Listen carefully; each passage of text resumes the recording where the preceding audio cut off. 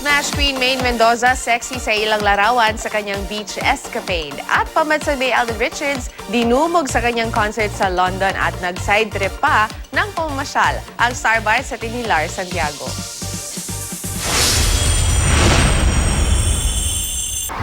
Jam-packed ang Troxy Theatre sa London, United Kingdom para sa concert ni pambansang Bay Alden Richards. Kilig overload ang fans sa harana ni Tisoy sa Benamano pa lang niyang performance. Kumasa rin siya sa Trumpets Dance Challenge at naki-pick up lines pa. Bago niyan, nag-courtesy visit pa si Bay Alden sa Philippine Embassy sa London. Nag-enjoy rin si Alden sa pamamasyal sa London. Kabilang sa kanyang pinuntahan ang Buckingham Palace, Abbey Road, Harry Potter Studio at Trafalgar Square. Di rin papahuli sa pamamasyal ang ka-love team ni Alden na si Dub Smash Queen Maine Mendoza.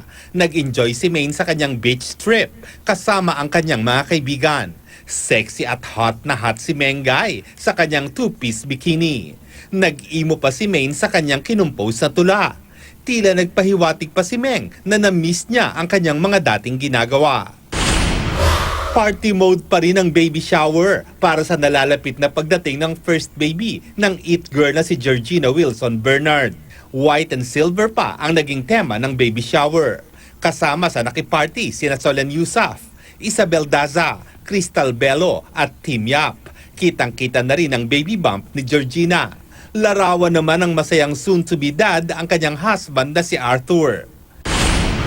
Certified kapuso pa rin ang aktor na si Rojun Cruz. Pumirma muli ng kontrata si Rojun sa Kapuso Network. Masayang-masaya naman si Rojun na maging kapuso pa rin. Kabilang sa project ngayon ni Rojun, ang pagganap bilang adult pawpaw sa telepantasyang Encantadia. Lars Santiago, GMA News.